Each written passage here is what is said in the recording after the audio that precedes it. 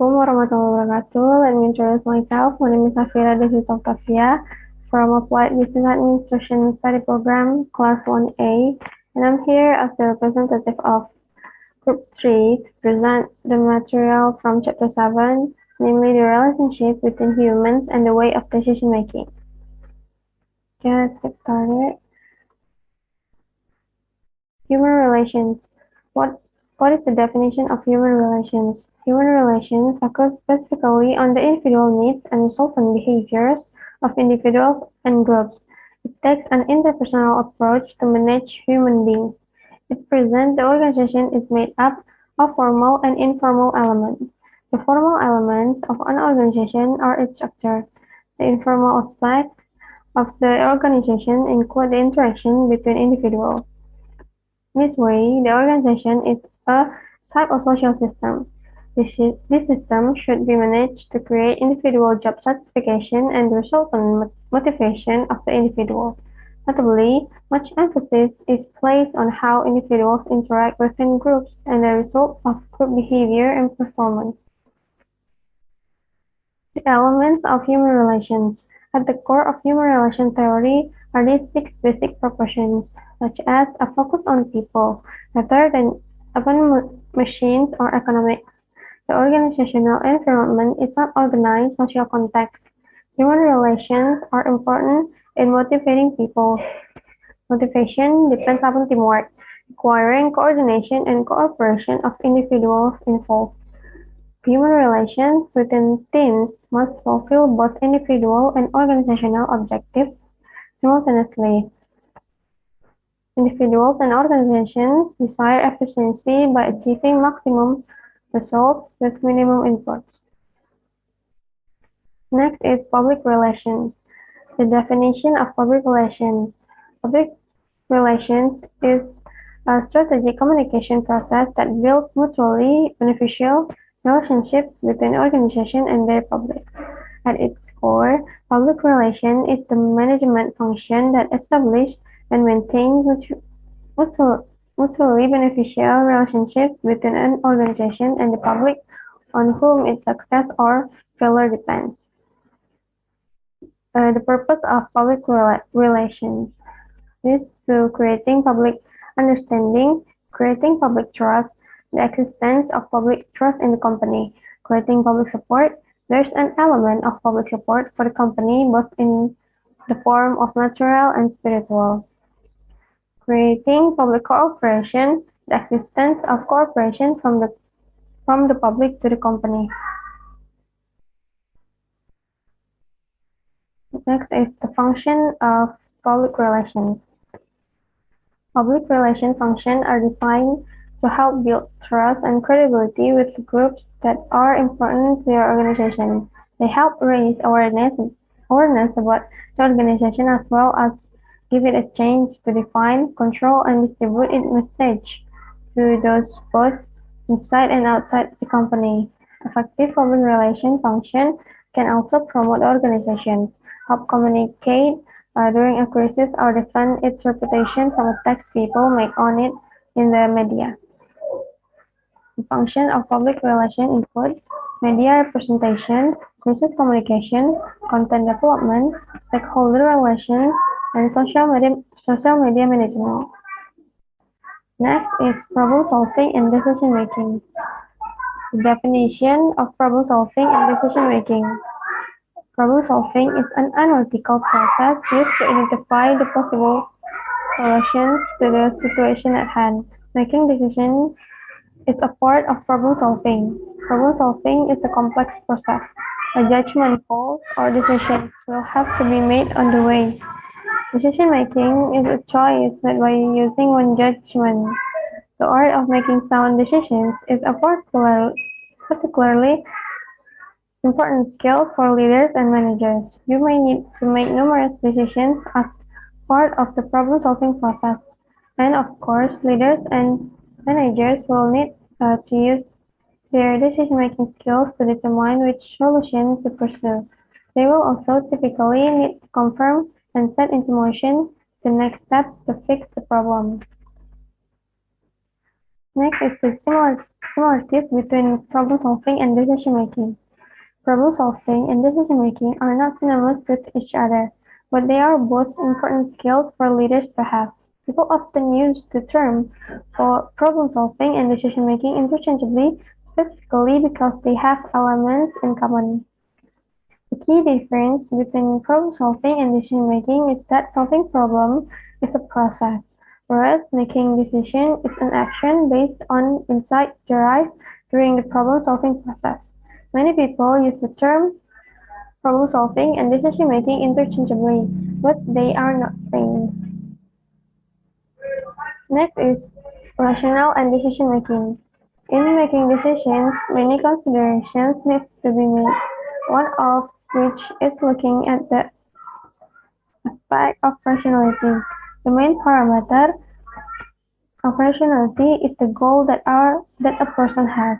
Normatively, the achievement of fulfillment of higher goals will be viewed as more valuable or more desirable than the achievement or fulfillment of lower goals or levels. In other words, achieving goals at a higher level is seen as more rational than achieving goals at a lower level. Rationality has two meanings, namely as appropriate action seen from the expected result, as measured from the point of view of achieving goals, as a belief held by individuals, where the belief is supported by the best available evidence. Next, Hasty and Dawes suggest that an action can be called rational if it meets four criteria, namely as follows. The action is based on a thorough consideration of all other available alternative actions. In other words, the perpetrator's action have considered all available possibilities. The choice of alternative action is taken based on consideration of the consequences or results that accompany its alternative action. The alternative action chosen is the one that gives the best or highest result for the perpetrator. Next, when the result or consequences is still possibly or cannot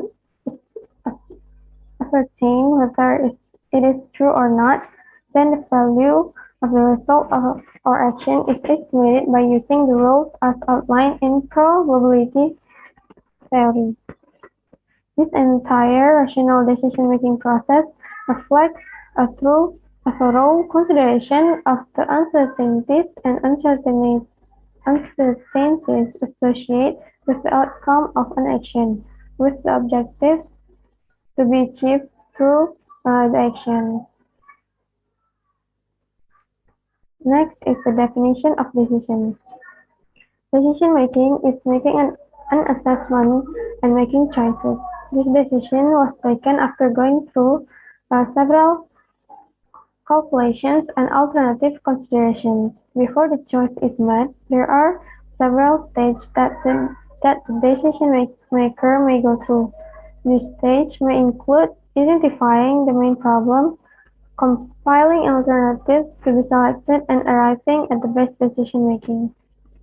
In general, the notion of decision-making has been put forward by many experts, including by Terry, stated that decision-making is a selection based on certain criteria of two or more possible alternatives, while as George Junior said the decision-making process is done by most managers in the form of our awareness through thought activity that includes consideration, assessment, and selection among a number of alternatives. Now, and Piagian decision-making is a systematic approach to a problem, collecting facts and data, careful research on alternatives and actions. Next is the characteristics and types of decisions. The characteristic of decisions. Ethical decisions involve considering what is right and what is wrong. what is good and what is bad. Ethical decision making is often a difficult choice. Ethical decisions are inevitable. Ethical decisions are influenced by norms, situation, faith, and social environment. Next is the type of decisions: program decisions or structured decisions, half program or semi-structured decisions, and last one is unprogrammed or unstructured decisions. Next is the decision-making stage. First is identifying a problem or opportunity. The first step is to recognize a problem or to see opportunities that may be worthwhile. A rational decision-making model is the best employed where relatively complex decisions have to be made. So the first decision-making lesson should be to ask yourself if you really have a problem to solve or decision to make. Second is gathering and information. What is relevant and what is not relevant to the decision? What do you need to know before you can make a decision or that will help you to make the right one? Third is analyzing situation. What alternative courses of action may be available to you? What different interpretation of the data may be possible? Our problem-solving activity is a set of structured questions to encourage both a broad and deep analysis of your situation or problem. Fourth is developing options. Simulate several possible options. Be creative and positive. Read the power of positive thinking or for our 5 questions that create possibilities. 5. Evaluating alternatives. What criteria should you use to evaluate for feasibility, acceptability, and desirability? Which alternative will best achieve your objective? 6. Selecting a preferred alternative. Explore the provisional preferred alternative for future possible adverse consequences. What problem might it create? What are the risks of making this decision? And the last one is acting on the decision. Put a plan in place to implement the decision. Have you allocated resources to implement? Is the decision accepted and supported by college? Are they committed to making the decision support?